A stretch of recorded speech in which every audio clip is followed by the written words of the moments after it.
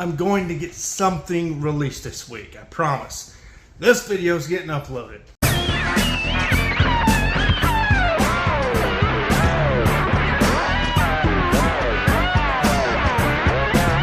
Boo! You suck! What's going on, everybody? You found Bottom Tier Collector. I'm your host, BTC, or Bitcoin, or whatever you wish to call me. Is okay with me. Got a bottom tier convention experience from a bottom tier collector. But first, before we get into that, let's hear a word from our sponsor. Starts off the same way. Damn! Read that one. It's Danger. No. Go past that one. Read this one instead. 2. Alrighty.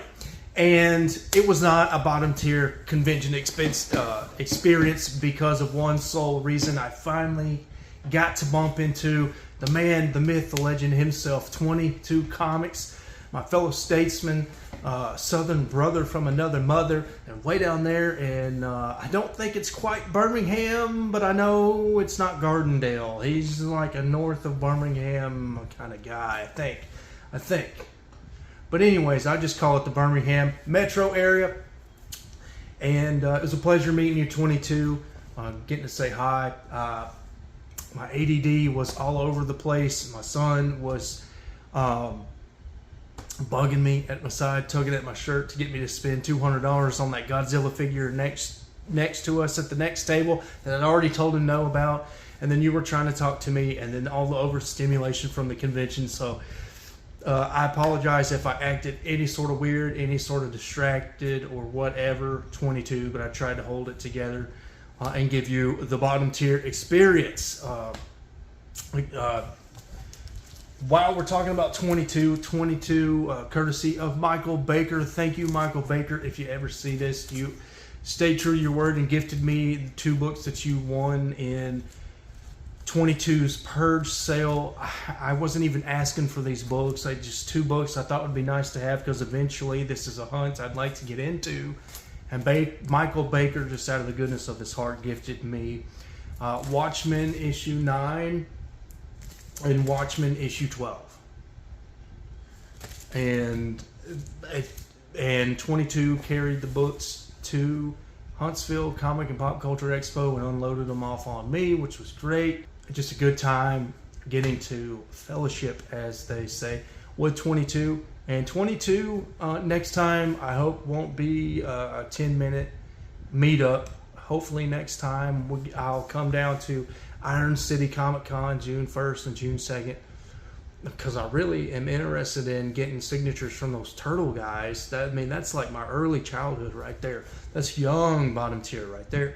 So getting autographs from the 1987 Turtles voice actors would be great.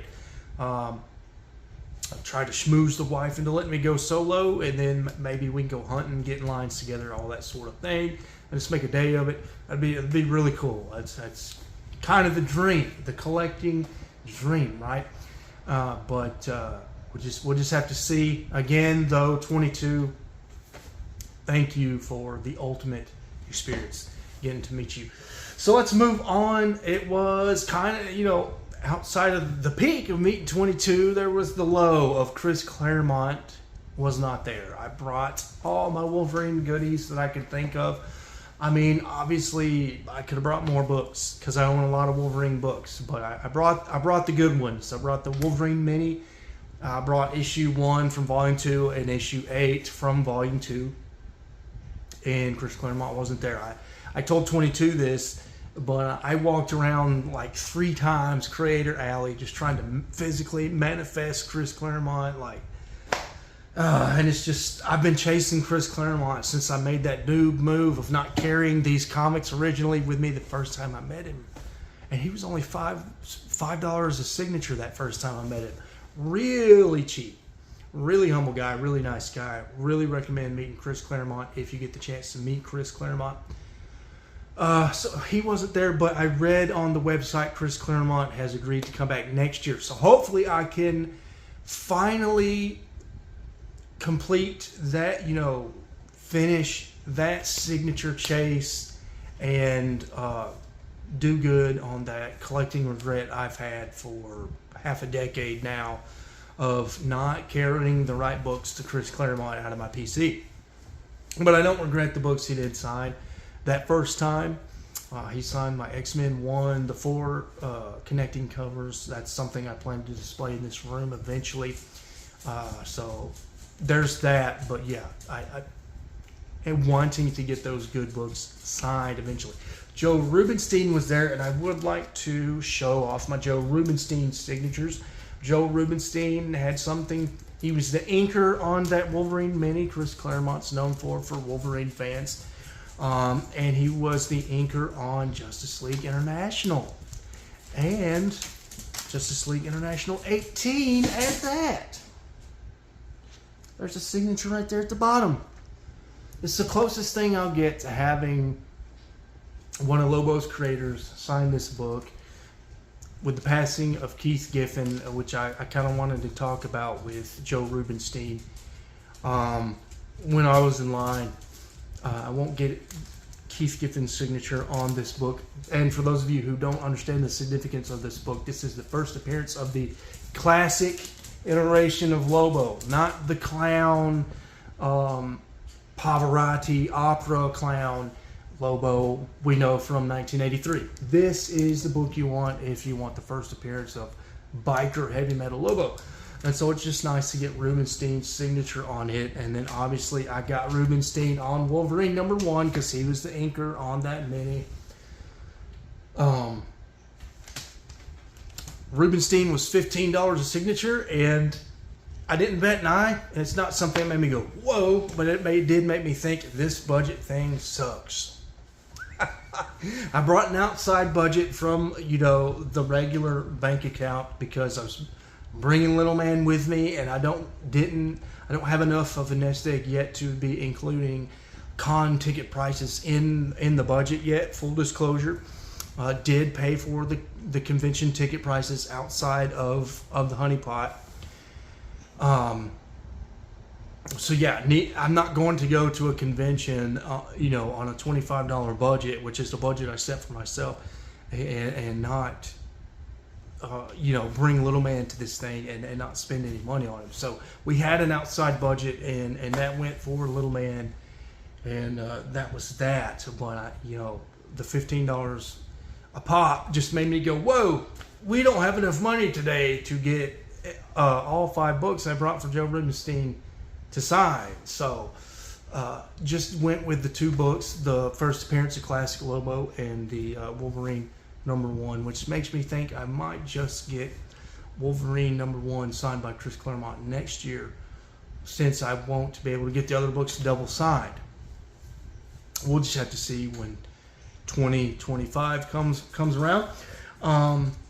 And then the Ezio's voice actor was there. I mean, this was the first thing I nerded out on once I had to divorce music and break up with music and just realize I don't have the willpower and the determination to practice to get good enough to go outside of my area and do what it takes to make it in the music business. I just was not willing to make that sacrifice. And so I had to just divorce myself with music eventually. And Assassin's Creed was the first thing. While I was playing music, I fell in love with Assassin's Creed. But in between music and comics, Assassin's Creed was my love. It's still my favorite franchise of all time. Bigger than Lord of the Rings, bigger than DC Comics, bigger than Marvel Comics, bigger than Star Wars. It's my jam. I love the whole story. I wish they would come together and make it more linear and connect things better. But other than that, I have a great fondness for Assassin's Creed. I've grown up with the series. I was somewhere in high school in my teenage years when Assassin's Creed 1 came out. So it was just I was the ripe age, the ripe demographic for Assassin's Creed, and I've grown up with it, matured with it. And now my son's been getting interested in it. Obviously, it's a mature content kind of game, so I don't really. I just let little man just run around, and he likes to play the one where you can throw money in the streets. He'll just run around and throw money at people. I think it's Brotherhood, and so I just let him do that. But yeah, just for you parents out there, I don't let my son engage in the mature content of Assassin's Creed, him being 6 years old. But yeah, just wish I would have had more money in the budget to meet Ezio's voice actor, the voice of my teenage years. But it just wasn't in the budget, so we didn't. I was gonna get at least one of the 3 slipcovers signed, but I just decided against it. You know, the guy could have been $50 a signature. I don't know. The voice actors seem to be way more expensive than comic book creators, so just avoided that. Stayed away from that. Sip break.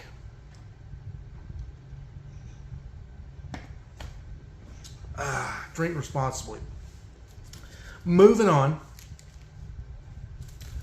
We hunted for comic books. We got toys for Little Man. I'm not going to showcase the toys I got for Little Man. There's a lot of little knickknacks. He let me off the hook and went after a lot of cheap $1, $3 stuff. And sometimes I wonder if he's doing that because he knows I'll pull the trigger and actually buy it for him. If he knows it's a $1 to $3 knickknack versus a $50 toy or something. But nevertheless, spent all the cash budget on Little Man, and we spent the comic budget on these 2 comics. Wolverine Volume 3, 68. Finally found it, and found it at a reasonable price. I found it at one booth prior to finding this issue, or this copy, for $20. And I know I told myself, don't tell yourself you can get it cheaper on eBay. Pull the trigger and get these books. You only need 3 books left. Just clean up. Don't penny pinch here. Hit the milestone. Complete the goal, right? Let's get across the finish line. And $20 was just a little too high. 68 is not first appearance of Old Man Logan. Pardon my language, but 68 is the first full appearance of Spider Bitch. I don't see any reason for that character to have any value, so I put the book back. There was no reason for that book to be $20, but I could stomach $15. Well, I went even further, found it at another vendor for $12. So saved $7 there. And then it's funny, I tell this story a lot. With I held Wolverine 1000 and Wolverine 900 in my hands at a Toy Expo last year. Well, that same exact vendor was at the Comic and Pop Culture Expo yesterday. And lo and behold, this same exact Wolverine 1000, I know it's the same exact issue. Pulled it out, $8. So this issue came full circle around almost a year later, made it back into my PC after me pulling it and putting it back down and saying I could find it cheaper on eBay. I couldn't find it cheaper on eBay, so about 10 months later, I bought the issue. I looked and looked and looked. I looked through their Marvel W bins. I looked through their Wolverine bin. They did not have issue 900. I guess they had sold issue 900 since that Expo. Just a regret of mine. It was, I think, an $8 issue as well. I combed and combed and combed and combed that place for issue 900. I'd never had so much fun. I was willing to go over budget by at least $10 to get issue 900. And I just didn't do it. I could not find it anywhere. I'm pretty sure I searched every single Marvel W and Wolverine section in that freaking convention. And it just was not there. It was not meant to be. So we're now one issue away from completing all 6 volumes of Wolverine. And then I can put all my energy into Wolverine Volume 7. And then who knows where we're going after that. But we did complete Volume 4. If you follow me on Instagram, I put a little reel up. But you know how we do. This is something I do from the channel, and it's not something I do because I want to be different. It's something I do on this channel because I want other people in the community to do this too. Not enough people do this type of video in the community, and I wish they would. I'm going to do a celebration video, and we're going to show every single issue I have from Volume 4.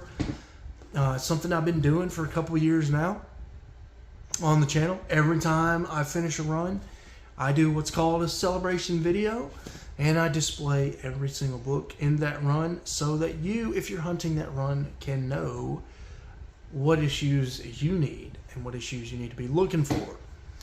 So stay tuned. That celebration video for Wolverine Volume 4 will be coming. So where does that sit me? I just need, again, issue 900 to complete Wolverine Volume 3, and then the original iteration of my goal of having every single Wolverine ongoing volume will have been reached. But there's also the Wolverine Volume 7 has come out since I made that goal. So gotta chase down Volume 7 at some point. So there were highs and lows. Met 22. That was great. Made memories with my son. He did get a little burnt out. You know, when you're 6 years old, you're not too interested in standing in line. You're not too interested in watching your dad do that all day. You're not, you know, we went to the Bluey panel. They had Dave McCormick and the voice actor for Chili. Dave McCormick, voice actors, Bandit from Bluey. All you parents in the community and probably with young kids probably know about Bluey. And so for Little Man, we went to the Bluey panel, and I thought it was going to be an interview. I thought it was going to be informative. I thought it was going to be fun. And it ended up being 2,000 to 3,000 people crammed in this room, all going nuts anytime any of the voice actors said anything. And we were in the back, so couldn't hear much. Little Man was too shy to stand in his seat, even though there were other kids standing in their seat, and I was trying to encourage him to stand in his seat. And it just ended up being this Q&A where 500 people got in line to just back to back ask questions to Bandit and Chili, which is fine. I'm not hating on the format. It just not what I was expecting, not what Little Man cared about. He just didn't understand the whole concept of a voice actor panel, which is fine. That's okay. What I'm into doesn't have to be what he's into. But yeah, I'd call it a successful con, but had I known Chris Claremont would have canceled, I don't know if I'd have paid the $40. I don't know if I'd have paid $40. But I don't regret it at the same time because I met Joe Rubenstein. I do have Joe Rubenstein's signature now. Let me just show it again. On my Wolverine 1. And I'll get to meet Chris Claremont and get that issue double signed next year. And overall, making memories with my son is really, really what matters more than anything, more than finding these comic books, more than the autographs. And he enjoyed it for the most part, so I'll call it a success. Let me put it in the stand for you. Let me just put that. That looks so good in the stand. Alright guys, that'll do it for me today. Huntsville Comic and Pop Culture Expo is in the books for 2024. We're now on the road to Iron City Comic Con, where the voice of Leonardo, Donatello, Michelangelo, and Raphael are going to be from 1987, my cartoon, the one I want to watch. I'm going to be at that convention. Hopefully I'm going to meet up with 22 again. Hopefully I'm going to find more books. And until next time, guys.